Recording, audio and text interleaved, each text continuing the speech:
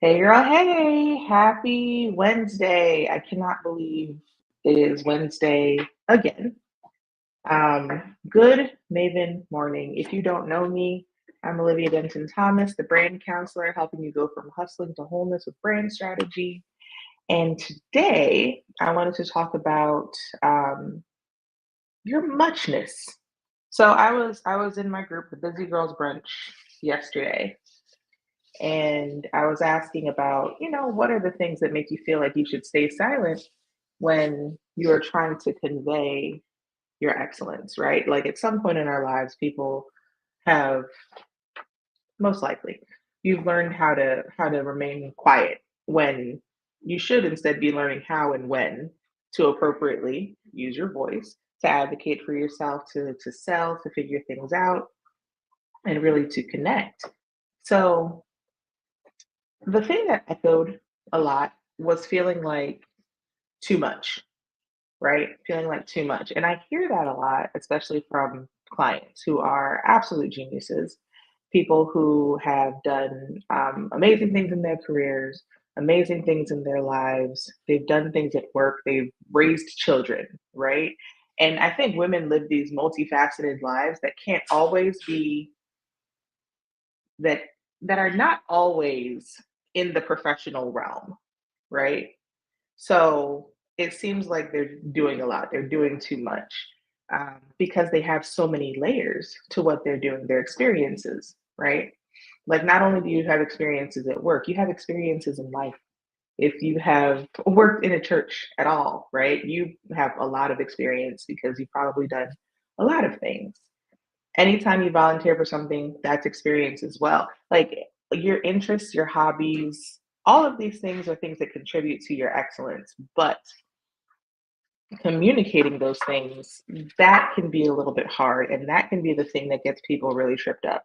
You might have a lot of technical knowledge about things, and you might know exactly how to do what you do with ease, in fact. So for you, if you're explaining what it is that you do or how you can help people, you are going through the process of actually helping the people by telling them, this is what I will do, right?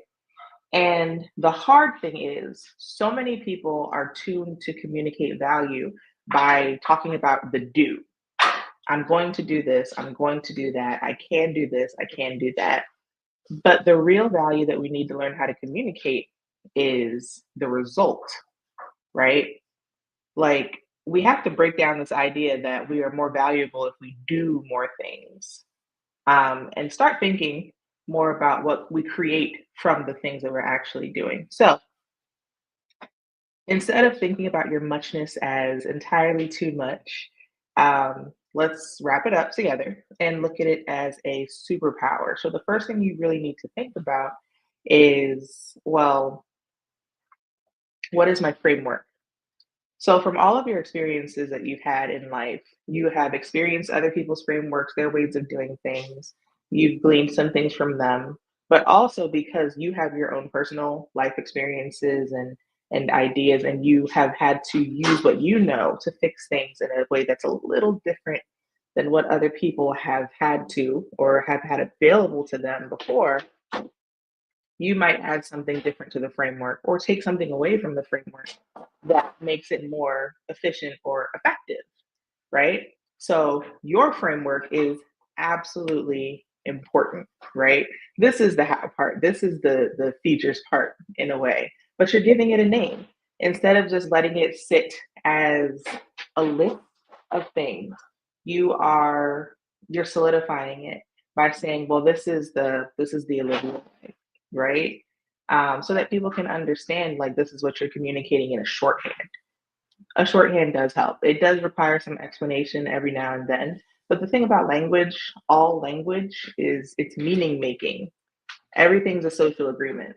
So if you want social agreement, you kind of have to campaign around getting social agreement over and over, which means you need to have something named that you can say is your thing. So your framework is extremely important. And after that, you have to determine who your audience is, right? Who do you really want to help with your muchness? Again, because so many people are looking for significance through the do, they will kind of do for anyone, anything, anytime, right? Which is diffusing the power. You want your focus to be on a people and a result, right? You want to make sure that you're taking all of your energy and giving it, I'm going to say focus again. You're giving it focus, right? Because then everything that you have done and experienced can then move toward a specific ending. So once you have an idea of who your audience is and what their problem is, their aspiration and their problem, then you can figure out how you are the one to bridge the gap.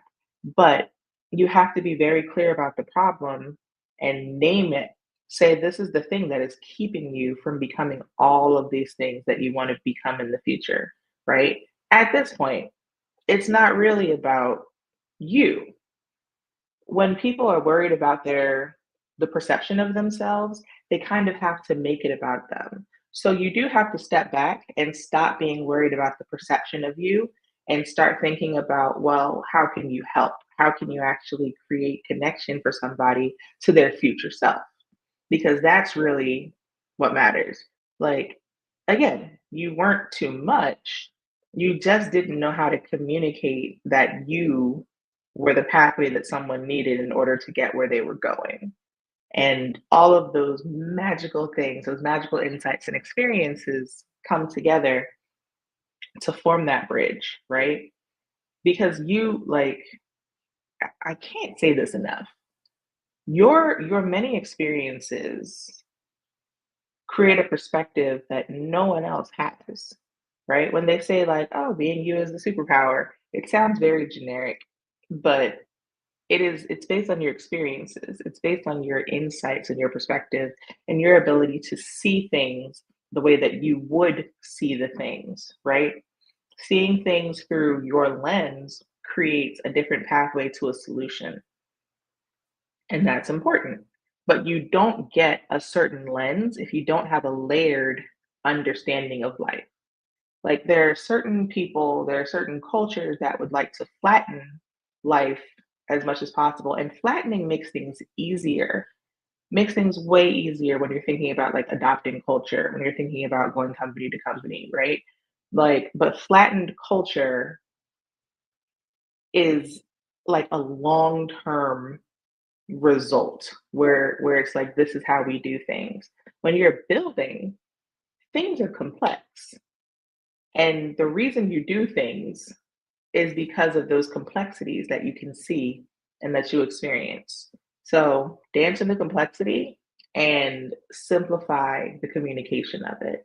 So talking about the problem is a big deal. This is the problem that I solve. Making sure people understand that once this problem is solved, you can get to this aspiration because I see things this way, this way, this way, which is important to you. Making sure that it kind of wraps back around to what's important to the audience so that you are fulfilling their needs, not just trying to validate yourself. Like you don't really have to validate your genius through communication in that way. You validate it through results. So we're really talking about the results, not the doing. So what did I say? There's the framework, there's the audience, um, and then next up, you can name your category. You can name the thing that you're doing. So sometimes the thing that you do doesn't fit neatly into an industry or into something that's already established. Like it's there, but it's just to the right, right? So you get to talk about it. Again, we're meaning making. Branding is meaning making. All language is like shared agreements. So you get to lean into that and say, hey, well, this is what I call the way that I do it, right? And you get to package it. Like you have all these fireworks and flowers that are just kind of like disparate, seemingly disparate, but you get to put them all in a box and hand it to someone as a present, right? So you're gift wrapping your muchness, you're gift wrapping your ability to see and understand in a layered way. So I think this is actually It's really important, especially if you are like a highly educated person. People who spend a lot of time in school, which is to understand reporting knowledge, which is to understand like research and hypothesis and theory, right? Like all of these different things that are kind of never ending. If you are someone who is a knowledge worker, what you're doing really never ends because knowledge is always expanding. So it's important to be able to package a result that you're going for, even if it's constantly evolving, because it is constantly evolving. But that's not your audience's business. Like, in a way, like they get to watch you continue to evolve the process, which is great. Like, that's great storytelling to say, like, hey, we're still working on this. This is what we have now. Absolutely beautiful. But they don't need that part every single time. They need to have an understanding of what this is going to do for them and how to call it, how to look it up. And you need to write about it. You need to talk about it. You need to be about it, right? Because at this point, you know, people are looking for the solutions. And if you have it named, then people can find you. Also, show up where your ecosystem actually is, right? Which is going back to your audience. When you know your audience and you have a very specific audience, you can be where they are. Being where they are is the fastest way to actually get their attention and get them to reference you to each other, right? That's a market. A market is a set of people who have similar problems, hang out similar places, and can reference you to each other because they all know that they have a need. So when you can build your ecosystem, you can evangelize your category there. You can tell people like, "Hey, here's the problem you're facing. That's a terrible problem. I'm so sorry that that's happening to you." And then you release your solution, which is your category, right? And then underneath your category is your framework. This is exactly how it gets done. And that's what you package in different containers and you sell that. So don't worry about feeling like you're too much. It might take a little bit of time to sit with all the things that you are. And I'll never not say that sometimes it takes a little bit of effort to pull it together. Um, but it's there. And it's there because you are there, right? Like you're there for a reason. So you just kind of have to do the labor to actually make it fit into something. Like, and that something is really just you, right? And sometimes that means expanding your understanding of yourself. Like you've been trying to shrink for so long, you've been trying to be relatable for so long that you've been over explaining, and people just can't get it when you're over explaining. It's a lot to follow. People can't follow the plot. So you have to rewrite the narrative in a way where they can get to where they need to go because you're telling them exactly how you're going to help them become the version of themselves that they're looking for. And when I say themselves, so I speak very personally when I talk about this, but I mean, this can be B2B as well. But the thing is, everybody you're selling to is a person who has a desire for whatever they're purchasing. And again, I speak about this pretty personally, but I'm also talking about like company. I'm not even also, I'm specifically talking about branding your company. But I'm a firm believer that the vision flows from the founder, and all of that energy for what's going to happen flows from the founder. So it's all personal. Um, but you have to package it in a way where it can be communicated and also given to other people to communicate as well. You don't want to be the only one running around talking about your business, running around believing in your business. You have to be able to say, hey, this is what we do, this is what we think, this is how we actually, change the world, all those different kinds of things, and hire people along those lines who think and feel and believe that way too. They feel like it's aligned with their stuff too, so that they can wholeheartedly like take it and move it and own it as they're doing it. Like they're doing work, but they actually feel connected to the work and like they can grow in it too, right? Um, You want to work in alignment as much as you possibly can. And part of getting to alignment is understanding that you are not too much. You are layered, you have deep perspective, you have so much experience that somebody is specifically waiting for, but you just need to know how to communicate it. So I really hope this is helpful.